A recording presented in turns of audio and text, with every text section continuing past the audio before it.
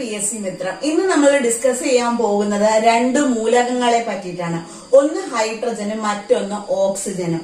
നമ്മൾ 10th level preliminary എക്സാമിന്റെ സിലബസിന്റെ detailed ആയിട്ടുള്ള വീഡിയോ ചെയ്തിട്ടുണ്ടായിരുന്നു.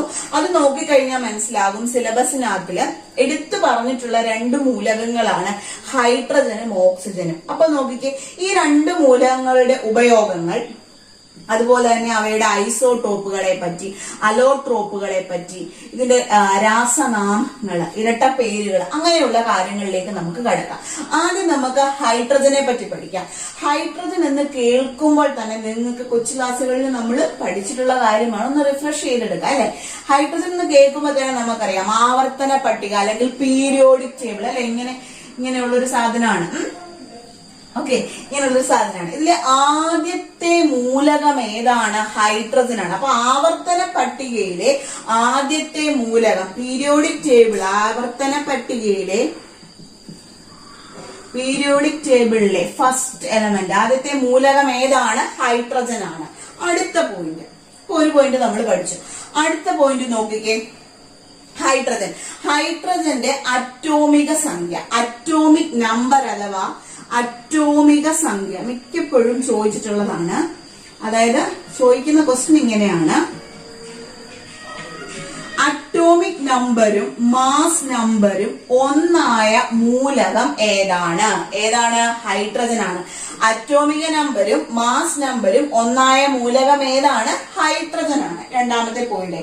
അടുത്ത പോയിന്റ് നോക്കിക്കേ, ന്യൂക്ലിയസിനുള്ളിൽ ന്യൂട്രോണുകൾ ഇല്ലാത്ത മൂലകമാണ്. അപ്പൊ ന്യൂട്രോണുകൾ ഇല്ലാത്ത മൂലകമാണ് ഏത്? ഹൈഡ്രജൻ.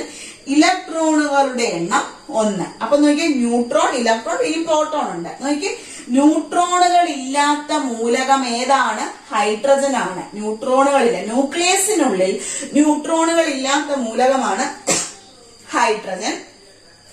ഹൈഡ്രജനകത്തിൽ ഇലക്ട്രോണുകളുടെ എണ്ണം എന്ന് പറയുന്നത് എത്രയാണ്? 1 ആണ്. ഇലക്ട്രോണുകളുടെ എണ്ണം എത്രയാണ്? 1. അടുത്ത ഇമ്പോർട്ടന്റ് പോയിന്റ്, എപ്പോഴും PSC സ്ഥിരമായിട്ട് ഈ ഒരു ഹൈഡ്രജൻ എന്ന് പറയുന്നതിൽ ഏതൊരു വാതകം എടുത്തിട്ടുണ്ടെങ്കിലും നമ്മൾ അത് കണ്ടുപിടിച്ച ആരാന്ന് പഠിക്കണം. ഹൈഡ്രജൻ കണ്ടുപിടിച്ചത് ഹെൻറി കാവൻഡിഷ്. ആരാണ്? Henry Cavendish. ഇതും ഹായാണ്, ഇതും ഹായാണ്. അങ്ങനെ വെച്ച് നോർത്തിരിക്കാം. ഒരു ഡിഷ് കണ്ടുപിടിച്ച അദ്ദേഹം, അതിന് പേര് കൊടുത്തു ഹൈഡ്രജൻ. ഓക്കെ, ഹൈഡ്രജൻ കണ്ടുപിടിച്ചത് ആരാണ്? ഹെൻറി കാവൻഡിഷ് ആണ്. ആരാണ്? ഹെൻറി കാവൻഡിഷ് ആണ് ഇത് കണ്ടുപിടിച്ചു. ഇനിയും ഇതിന് ഹൈഡ്രജൻ എന്ന് നാമകരണം ചെയ്തത്, ഹൈഡ്രജൻ എന്ന പേര് നൽകിയത് വേറൊരാളാണ്, ആന്റോയിൻ ലവോസിയെ ആണ്. ആന്റോയിൻ ലവോസിയെ എന്ന് പറയുന്ന സയന്റിസ്റ്റ് ആണ്. ഈ പേര് നമുക്ക് ഫെമിലിയർ ആയിരിക്കും. അതായത് നമ്മുടെ മാസ സംരക്ഷണ നിയമമൊക്കെ കണ്ടുപിടിച്ച ഇദ്ദേഹമാണ്. ആന്റോയിൻ ലവോസിയെ ആണ് ഹൈഡ്രജൻ എന്ന പേര് നൽകിയത്. അപ്പൊ നമുക്ക് ഈ പോയിന്റ്സ് ഒന്നും കൂടി പറയാം. ആവർത്തന പട്ടികയിലെ ആദ്യത്തെ മൂലകമാണ് ഹൈഡ്രജൻ. അറ്റോമിക നമ്പരും മാസ് നമ്പരും ഒന്നായ മൂലകമാണ് ഹൈഡ്രജൻ. ന്യൂക്ലിയസിനുള്ളിൽ ന്യൂട്രോണുകൾ ഇല്ലാത്ത മൂലകം ഏതാണ്? ഹൈഡ്രജൻ ആണ്. ദെൻ ഇലക്ട്രോണുകളുടെ എണ്ണം, ഹൈഡ്രജൻ ആറ്റത്തിലെ ഇലക്ട്രോണുകളുടെ എണ്ണം എത്രയാണ്? 1 ആണ്. ഹൈഡ്രജൻ കണ്ടുപിടിച്ചത് ഹെൻറി കാവൻഡിഷ് ആണ്. ഹൈഡ്രജൻ എന്ന് നാമകരണം ചെയ്തത്, ആ പേര് നൽകിയത് ആരാണ്? ആന്റോയിൻ ലവോസിയാണ്. ഇനി ഇദ്ദേഹത്തെ പഠിക്കും. അതായത് ആന്റോയിൻ ലവോസിയെ പറ്റി പഠിക്കുമ്പോൾ ഇദ്ദേഹത്തിന്റെ കുറച്ച് കാര്യങ്ങൾ നമുക്ക് പഠിക്കാം. ഒന്നാമത്തെ കാര്യം എന്ന് വെച്ചിട്ടുണ്ടെങ്കിൽ, മൂലകങ്ങളെ ലോഹങ്ങളെന്നും അലോഹങ്ങളെന്നും വേർതിരിച്ചത് ഇദ്ദേഹമാണ്. മൂലകങ്ങളെ ലോഹങ്ങളെന്നും അതുപോലെ അലോഹങ്ങളെന്നും വേർതിരിച്ചു. രണ്ടാമത്തേത് മാസ് സംരക്ഷണ നിയമം പ്രസ്താവിച്ചത് ആരാണ്? ആന്റോയിൻ ലവോസിയാണ്. അടുത്തത് ഹൈഡ്രജനും ഓക്സിജനും പേര് നൽകിയത് ആന്റോയിൻ ലവോസിയാണ്. ഹൈഡ്രജന് മാത്രമല്ല ഓക്സിജനും പേര് നൽകിയത് ആരാണ്? ആന്റോയിൻ ലവോസിയാണ്. അപ്പൊ ആന്റോയിൻ ലവോസിയെ പറ്റി എന്തൊക്കെ പറഞ്ഞു? മൂലകങ്ങളെ ലോഹങ്ങളെന്നും അലോഹങ്ങളെന്നും തരംതിരിച്ചു, മാസ സംരക്ഷണ നിയമം പ്രസ്താവിച്ചു. അടുത്തത് ഹൈഡ്രജനും ഓക്സിജനും പേര് നൽകിയത് ആരാണ്? ആന്റോയിൻ ലവോസി. നമ്മൾ പറഞ്ഞു മാസ സംരക്ഷണ നിയമം പ്രസ്താവിച്ചത് അദ്ദേഹമാണ്. എന്താണ് ഈ മാസ സംരക്ഷണ നിയമം? ഒരു രാസപ്രവർത്തനത്തിൽ മാസ നിർമ്മിക്കപ്പെടുകയോ നശിക്കപ്പെടുകയോ ചെയ്യുന്നില്ല എന്നുള്ളതാണ് മാസ സംരക്ഷണ നിയമം. ഇത് പ്രസ്താവിച്ചത് ആരാണ്? Antoine Lavoisier. ഒരു പോയിന്റ് വിട്ടുപോയി. ഇദ്ദേഹത്തെ പറ്റി പറയുമ്പോൾ ആദ്യം പറയേണ്ട പോയിന്റ് അതായിരുന്നു. ആധുനിക രസതന്ത്രത്തിന്റെ പിതാവെന്നറിയപ്പെടുന്നത്. ആധുനിക രസതന്ത്രത്തിന്റെ പിതാവെന്നറിയപ്പെടുന്നത്. ഓക്കെ, ആധുനിക രസതന്ത്രത്തിന്റെ പിതാവ് എന്നറിയപ്പെടുന്നത് ആരാണ്? ലാവോസിയാണ്. ആധുനിക രസതന്ത്രത്തിന്റെ പിതാവ് എന്നറിയപ്പെടുന്ന ശാസ്ത്രജ്ഞൻ ആരാണ്? ആന്റോയിൻ ലവോസിയാണ് ആധുനിക രസതന്ത്രത്തിന്റെ പിതാവ് എന്നറിയപ്പെടുന്നത്. അടുത്ത പോയിന്റ്, ശ്വസന പ്രക്രിയയിൽ നമ്മൾ ഓക്സിജൻ ആഗിരണം ചെയ്യപ്പെടുകയും കാർബൺ ഡൈ ഓക്സൈഡിനെ പുറന്തള്ളപ്പെടുകയുമാണ് ചെയ്യുന്നതെന്ന് കണ്ടുപിടിച്ചത് ആന്റോയിൻ ലവോസിയാണ്. അതായത് നമ്മൾ ശ്വസിക്കുമ്പോഴത്തേന് ആഗിരണം ചെയ്യുന്നത് ഓക്സിജനും പുറത്തുവിടുന്നത് കാർബൺ ഡൈ ഓക്സൈഡുമാണ് എന്ന് കണ്ടുപിടിച്ച ശാസ്ത്രജ്ഞൻ ആരാണ്? ലവോസിയ. അടുത്ത പോയിന്റ്, സൾഫ്യൂരിക് ആസിഡ് അതായത് H2SO4, പിന്നെ nitric acid HNO3, H3PO4, phosphoric acid എന്നിവയിൽ ഓക്സിജന്റെ സാന്നിധ്യം കണ്ടെത്തിയ ശാസ്ത്രജ്ഞൻ ആരാണ്? ആന്റോയിൻ ലവോസിയാണ്. എന്താണ്? Sulphuric acid, nitric acid, phosphoric acid എന്നിവയിൽ ഓക്സിജന്റെ സാന്നിധ്യം കണ്ടുപിടിച്ച ശാസ്ത്രജ്ഞൻ ആരാണ്? ആന്റോയിൻ ലവോസിയാണ്. ഏഴാമത്തെ പോയിന്റ്, ഏതൊരു വസ്തുവിനും ജ്വലനത്തിന് കത്തുവാൻ ആവശ്യമായിട്ടുള്ള വാതകമാണ് ഓക്സിജൻ എന്ന് കണ്ടുപിടിച്ച ശാസ്ത്രജ്ഞനും ആന്റോയിൻ ലവോസിയാണ്. ശ്രദ്ധിക്കണം, ജ്വലനത്തിന് സഹായിക്കുന്ന വാതകമാണ് ഓക്സിജൻ. അപ്പൊ നോക്കിയേ, ജ്വലനം എടുത്തിട്ടുണ്ടെങ്കിൽ ഹെൽപ്പ് ചെയ്യുന്ന, അതായത് സഹായിക്കുന്നവയുണ്ട്, നിയന്ത്രിക്കുന്നതുണ്ട്, തടയുന്നതുണ്ട്, സ്വയം കത്തുന്ന വാതകം. ഇത്രയും കാര്യങ്ങളാണ് ഉള്ളത്. ഓക്കെ, സ്വയം കത്തുന്ന വാതകം എന്നറിയപ്പെടുന്നത്, സ്വയം കത്തുന്നത് ഹൈഡ്രജൻ ആണ്. സ്വയം കത്തുന്ന വാതകം ഏതാണ്? ഹൈഡ്രജൻ ആണ്. സഹായിക്കുന്നത് ഓക്സിജൻ ആണ്. നിയന്ത്രിക്കുന്നത് നൈട്രജൻ ആണ്. തടയുന്നത് കാർബൺ ഡൈ ഓക്സൈഡ്. ജസ്റ്റ് ഇത് പറഞ്ഞപ്പോ ഒന്ന് പറഞ്ഞതേ ഉള്ളൂ. ജസ്റ്റ് ഒന്ന് നോക്ക്, നമുക്ക് അങ്ങോട്ടും ഇങ്ങോട്ട് കൺഫ്യൂഷൻ ആയി പോകും. ജ്വലനത്തിന് സഹായിക്കുന്നത് ഓക്സിജൻ, ജ്വലനത്തെ നിയന്ത്രിക്കുന്നത് നൈട്രജൻ, തടയുന്നത് കാർബൺ ഡൈ ഓക്സൈഡ്, സ്വയം കത്തുന്ന വാതകം ഏതാണ്? ഹൈഡ്രജൻ. അപ്പൊ ഹൈഡ്രജന്റെ ഒരു വിശേഷണം നമ്മൾ പഠിച്ചു. എന്താണ്? അടുത്ത പോയിന്റ് ആയിട്ട് നമുക്ക് എഴുതാം. ഇത് നമ്മുടെ അഞ്ചാമത്തെ പോയിന്റ്. അടുത്ത പോയിന്റ് എന്താ പറയാം? ഒരു വിശേഷണം നമ്മൾ പഠിച്ച എന്താണ്? സ്വയം കത്തുന്ന വാതകം. സ്വയം കത്തുന്ന വാതകം ഏതാണ്? ഹൈഡ്രജൻ ആണ്. അപ്പൊ പറഞ്ഞ പോയിന്റ്സ് ഒന്നും കൂടി പറയാം. ലവോസിയെ പറ്റിയിട്ടാണ് പറഞ്ഞത്. ആന്റോയിൻ ലവോസി. ഹൈഡ്രജനും ഓക്സിജനും പേര് നൽകിയ അദ്ദേഹമാണ് ആന്റോയിൻ ലവോസിയാണ്. അദ്ദേഹത്തെ പറ്റി പറയുമ്പോൾ കുറച്ച് കാര്യങ്ങൾ പറയണം. മൂലകങ്ങളെ ആദ്യമായി ലോഹങ്ങളെന്നും അലോഹങ്ങളെന്നും വേർതിരിച്ചു. മാസ സംരക്ഷണ നിയമം പ്രസ്താവിച്ചു. ഹൈഡ്രജനും ഓക്സിജനും പേര് കൊടുത്തു. അതുപോലെ തന്നെ ആധുനിക രസതന്ത്രത്തിന്റെ പിതാവെന്നറിയപ്പെടുന്നതും ആരാണ്? ആന്റോയിൻ ലവോസിയാണ്. അതുപോലെ ശ്വസന പ്രക്രിയയിൽ ഓക്സിജനെ ആഗിരണം ചെയ്യപ്പെടുകയും കാർബൺ ഡൈ ഓക്സൈഡിനെ പുറന്തള്ളപ്പെടുകയും ചെയ്യുമെന്ന് കണ്ടുപിടിച്ചതും ആരാണ്? ആന്റോയിൻ ലവോസിയാണ്. ഇനി 3 ആസിഡുകൾ, H2SO4, HNO3, H3PO4, sulphuric acid, nitric acid, phosphoric acid. ഈ 3 ആസിഡുകളിലും ഓക്സിജന്റെ സാന്നിധ്യം കണ്ടുപിടിച്ചതും ആരാണ്? ആന്റോയിൻ ലവോസിയാണ്. അവസാനമായിട്ട് പറഞ്ഞത്, ജ്വലിക്കുന്നതിന് ഏത് വാതകത്തിന്റെ സാന്നിധ്യം ആവശ്യമാണെന്നോ ഓക്സിജന്റെ സാന്നിധ്യം ആവശ്യമാണ് എന്ന് കണ്ടുപിടിച്ച ശാസ്ത്രജ്ഞനും ആരാണ്? ആന്റോയിൻ ലവോസിയാണ്. കുറച്ച് കാര്യങ്ങൾ എഴുതിയിട്ടുണ്ട്, നമുക്കൊന്ന് പഠിക്കാം. നോക്കിക്കേ, ഹൈഡ്രജന്റെ ഒരു വിശേഷണം നമ്മൾ പഠിച്ചു. സ്വയം കത്തുന്ന മൂലകം. ഒന്നാമത്തെ നമ്മൾ പഠിച്ചു, സ്വയം കത്തുന്ന മൂലകം. അടുത്തത് നമ്മൾ പഠിച്ചായിരുന്നു അല്ലെ, ജലം ഉൽപ്പാദിപ്പിക്കുന്നത് എന്ന അർത്ഥം വരുന്ന മൂലകം ഏതാണ്? അതുപോലെ ആസിഡ് ഉൽപ്പാദിപ്പിക്കുന്ന അർത്ഥം വരുന്ന മൂലകം ഓക്സിജൻ ആണ്. നമ്മൾ ഓക്സിജൻ പറയുമ്പോൾ പറഞ്ഞുതരാം. ഇവിടെ ജലം ഉൽപ്പാദിപ്പിക്കുന്നത് എന്ന അർത്ഥം വരുന്ന മൂലകം ഏതാണ്? ഹൈഡ്രജൻ. അടുത്ത് നോക്കിക്കേ, പ്രപഞ്ചത്തിൽ ഏറ്റവും കൂടുതലുള്ള മൂലകം ഏതാണ്? ഹൈഡ്രജൻ. പ്രപഞ്ചത്തിൽ ഏറ്റവും കൂടുതലുള്ളത് ഏതാണ്? ഹൈഡ്രജൻ ആണ്. പ്രപഞ്ചം, അന്തരീക്ഷം, രണ്ടാമത് നിൽക്കുന്ന, അങ്ങനെ കുറെ കാര്യങ്ങളുണ്ട്. ഷഫിൾ ചെയ്യണ്ട, നമ്മൾ ഹൈഡ്രജൻ ജസ്റ്റ് ഹൈഡ്രജൻ എന്ന് പറയുമ്പോൾ എന്താണ്? പ്രപഞ്ചത്തിൽ ഏറ്റവും കൂടുതലുണ്ട്. പിന്നെ ഏറ്റവും ലഘുവായ ആറ്റം ഹൈഡ്രജൻ ആണ്. ഏറ്റവും ലഘുവായ ആറ്റം ഹൈഡ്രജൻ ആണ്. ഏറ്റവും ഭാരം കുറഞ്ഞ മൂലകം ഏതാണ്? ഹൈഡ്രജൻ ആണ്. ഏറ്റവും ഭാരവും കുറവാണ്, അതുപോലെ തന്നെ സാന്ദ്രതയും കുറവാണ്. അപ്പൊ നോക്കിയാൽ ഹൈഡ്രജനെ പറ്റി എന്തൊക്കെയാണ്? സ്വയം കത്തുന്ന മൂലകം. രണ്ടാമത് നമ്മൾ പറഞ്ഞത് ജലം ഉൽപ്പാദിപ്പിക്കുന്നത് എന്ന അർത്ഥം വരുന്ന മൂലകം. പിന്നെ നമ്മൾ പറഞ്ഞ എന്താണ്? പ്രപഞ്ചത്തിൽ ഏറ്റവും കൂടുതലുള്ളത്, ഏറ്റവും ലഘുവായ ആറ്റം, ഏറ്റവും ഭാരം കുറഞ്ഞ മൂലകം, ഏറ്റവും സാന്ദ്രത കുറഞ്ഞ മൂലകം. ഇത്രയും വിശേഷണങ്ങളാണ് ഹൈഡ്രജനുള്ളത്. പിന്നുള്ളത് കലോറി മൂല്യം കൂടിയ ഇന്ധനമാണ് ഹൈഡ്രജൻ. കലോറി മൂല്യം കൂടിയ ഇന്ധനം ഏതാണ്? ഹൈഡ്രജൻ ആണ്. സൂര്യനിൽ ഏറ്റവും കൂടുതലുള്ളതും, അപ്പൊ നോക്കിയേ, പ്രപഞ്ചത്തിൽ ഏറ്റവും കൂടുതലുള്ളതും അതുപോലെ തന്നെ സൂര്യനിൽ ഏറ്റവും കൂടുതൽ ഉള്ള മൂലകവും ഏതാണ്? ഹൈഡ്രജൻ ആണ്. കലോറി മൂല്യം കൂടിയ ഇന്ധനവും ഹൈഡ്രജൻ ആണ്. പിന്നെ ഒരു ക്വസ്റ്റ്യൻ ചോദിച്ചു കണ്ടിട്ടുള്ളത്, ഗാർഹിക ആവശ്യങ്ങൾക്ക് വേണ്ടിയിട്ട് എന്തുകൊണ്ടാണ് നമ്മൾ ഹൈഡ്രജൻ വാതകത്തെ ഉപയോഗിക്കാത്തതെന്ന് കണ്ടിട്ടുണ്ട്. ഹൈഡ്രജൻ ഹൈലി എക്സ്പ്ലോസീവ് ആണ്.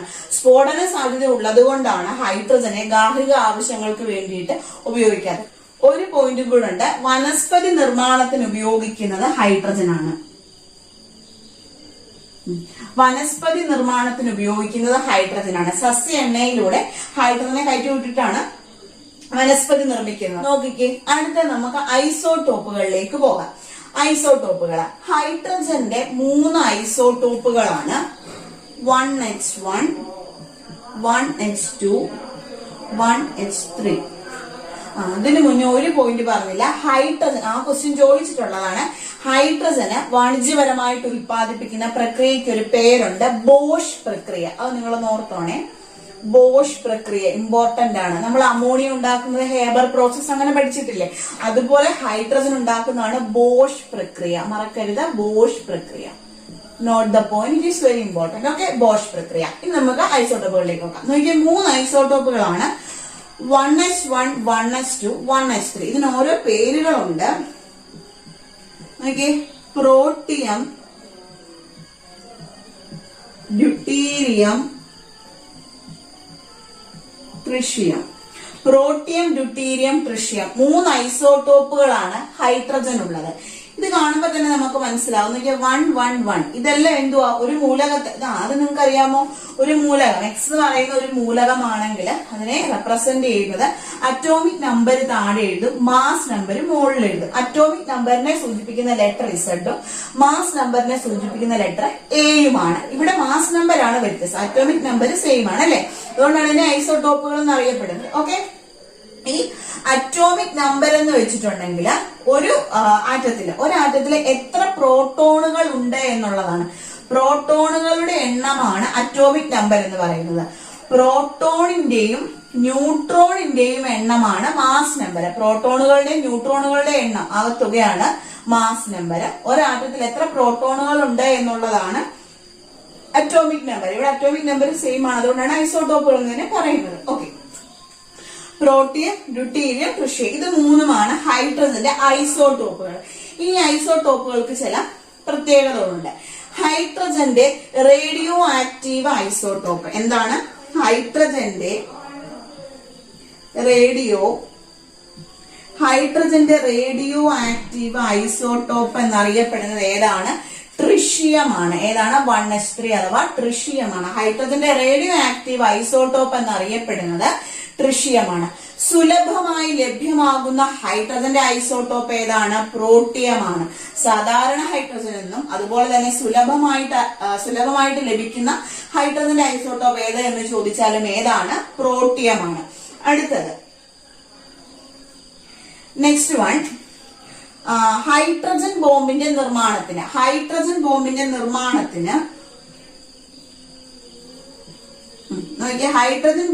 നിർമ്മാണത്തിന് നമ്മൾ ഉപയോഗിക്കുന്നത് ഡ്യൂട്ടീരിയവും ട്രിഷ്യവുമാണ്. ഹൈഡ്രജൻ ബോംബിന്റെ നിർമ്മാണത്തിന് ഉപയോഗിക്കുന്ന ഏതൊക്കെയാണ്? ഡ്യൂട്ടീരിയവും ട്രിഷ്യവുമാണ്. ഹൈഡ്രജൻ ബോംബിന്റെ ഇമ്പോർട്ടന്റ് ആണ്. ഹൈഡ്രജൻ ബോംബിന്റെ നിർമ്മാണത്തിന് ഉപയോഗിക്കുന്ന ഹൈഡ്രജന്റെ ഐസോടോപ്പുകൾ ഡ്യൂട്ടീരിയവും ട്രിഷ്യവുമാണ്. റേഡിയോ ആക്റ്റീവ് ഐസോടോപ്പ് എന്നറിയപ്പെടുന്ന ട്രിഷ്യമാണ്. സുലഭമായി ലഭ്യമാകുന്നത് ഏതാണ്? പ്രോട്ടിയമാണ്. അടുത്ത പോയിന്റ്, ആണവ റിയാക്ടറുകളിൽ മോഡറേറ്റർ ആയിട്ട് ഉപയോഗിക്കുന്നത് ഘനജലമാണ്. എന്താണ്? ഘനജലം.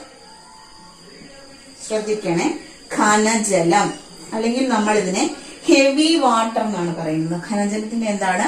Heavy water. ഇതിന്റെ രാസനാമം വരുന്നത് D2 D2O. It is very very important. ആണവ റിയാക്ടറുകളിൽ മോഡറേറ്റർ ആയിട്ട് ഉപയോഗിക്കുന്ന എന്താണ്? ഖനജലം. ഖനജലം ഖനജലം അതിന്റെ രാസനാമം D2O. രാസനാമം എന്താണ്? D2O.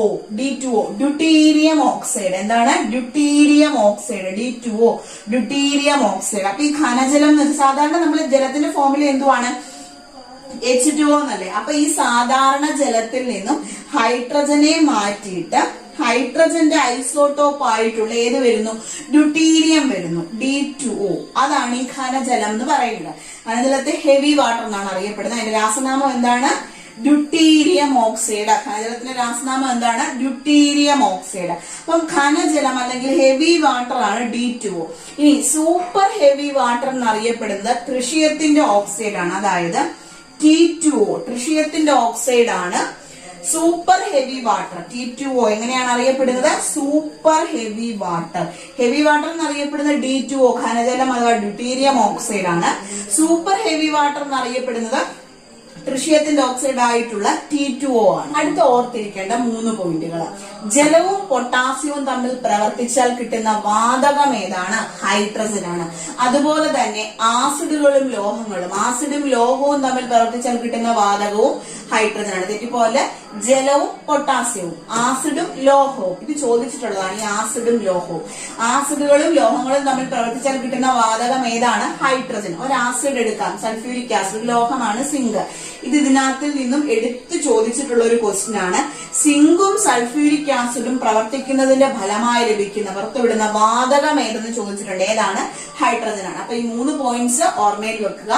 ജലവും പൊട്ടാസ്യവും തമ്മിൽ പ്രവർത്തിച്ചാൽ കിട്ടുന്ന വാതകം, ആസിഡും ലോഹവുമായി പ്രവർത്തിച്ചാൽ കിട്ടുന്ന വാതകം, സിങ്കും സൾഫ്യൂരിക് ആസിഡും തമ്മിൽ പ്രവർത്തിച്ചാൽ ലഭിക്കുന്ന വാതകം ഏതാണ്? ഹൈഡ്രജൻ ആണ്. അടുത്തത് നമുക്ക് നോക്കേണ്ട പോയിന്റ് എന്ന് പറയുന്നത് ചീഞ്ഞ മുട്ടയുടെ ഗന്ധമുള്ള വാതകം. ആ ക്വസ്റ്റ്യൻ ചോദിച്ചു കണ്ടിട്ടുള്ളതാണ്. ചീഞ്ഞ മുട്ടയുടെ ഗന്ധമുള്ള വാതകം ഹൈഡ്രജൻ സൾഫൈഡ് ആണ്. ഏതാണ്? Hydrogen sulphide. ചീഞ്ഞമുട്ടയുടെ ഗന്ധമുള്ള വാതകം ഹൈഡ്രജൻ സൾഫൈഡ്. ചീഞ്ഞമുട്ടയുടെ ഗന്ധമുള്ള വാതകം ഏതാണ്? ഹൈഡ്രജൻ സൾഫൈഡ് ആണ്. അടുത്തത് ഹൈഡ്രജന്റെ രൂപാന്തരങ്ങളെ പറ്റിപ്പെട്ട രൂപാന്തരങ്ങൾ ഏതൊക്കെയാണെന്ന് പ്രസ്താവിച്ചത് ഹെയ്സൻബർഗ് ആണ്. ഏത് സയന്റിസ്റ്റ് ആണ്? ഹൈഡ്രജന്റെ രൂപാന്തരങ്ങൾ കണ്ടുപിടിച്ചത് ഹെയ്സൻബർഗ് ആണ്. ഹൈഡ്രജന്റെ രൂപാന്തരങ്ങളായിട്ടുള്ള ഓർത്തോ ഹൈഡ്രജനും പാരാ ഹൈഡ്രജനും, ഹൈഡ്രജന്റെ 2 രൂപാന്തരങ്ങൾ, ആ ഓർത്തോ പാരാ മെറ്റാ പൊസിഷനിൽ വരുന്നത്, അതൊന്നും നിങ്ങൾ ഓർക്കണ്ട. ആ പോയിന്റ് മാത്രം ഡീപ്പായിട്ട് പോകാതെ നമുക്കിപ്പോ ജസ്റ്റ് പോയിന്റ്സ് നോക്കാം. എന്താണ്? ഹെയ്സൻബർഗ് ആണ് ഹൈഡ്രജന്റെ രൂപാന്തരങ്ങളെ കണ്ടുപിടിച്ചത്. ഹൈഡ്രജന്റെ രൂപാന്തരങ്ങൾ ഓർത്തോ ഹൈഡ്രജനും പാരാ ഹൈഡ്രജനുമാണ്. ഇത് രണ്ടും കണ്ടുപിടിച്ചത് ആരാണ്? ഹെയ്സൻബർഗ് ആണ്. തുറന്ന ബുക്കിന്റെ ആകൃതിയുള്ള, ഓപ്പൺ ബുക്കിന്റെ ആകൃതിയുള്ള ഹൈഡ്രജന്റെ സംയുക്തമാണ് ഹൈഡ്രജൻ പെറോക്സൈഡ്. Hydrogen peroxide. തുറന്ന ബുക്ക്, ഓപ്പൺ ബുക്കിന്റെ ആകൃതിയിലുള്ള ഹൈഡ്രജന്റെ ഇതമാണേത്? പെറോക്സൈഡ്. അതായത് നമ്മൾ ഈ ബ്ലീച്ചിങ് ഏജന്റ് ആയിട്ട് ഉപയോഗിക്കുന്ന ഹൈഡ്രജന്റെ സംയുക്തം ഏതെന്ന് ചോദിച്ചാലും ഏതാണ്? Hydrogen peroxide. Is very important. Note it. Okay, this one also. ചീഞ്ഞമുട്ടയുടെ ഗന്ധമുള്ള വാതകം ഏതാണ്? Hydrogen sulphide. ഹൈഡ്രജന്റെ രൂപാന്തരങ്ങളെ കണ്ടുപിടിച്ചത് ഹെയ്സൻബർഗ് ആണ്. Ortho hydrogen and para hydrogen ആണ് 2 രൂപാന്തരങ്ങൾ. പിന്നെ ഈ ഹെയ്സൻബർഗ് പറഞ്ഞു. അടുത്ത് നോക്കിയേ, പെറോക്സൈഡ്. ഹൈഡ്രജൻ പെറോക്സൈഡ് എന്തായിരുന്നു പറഞ്ഞത്?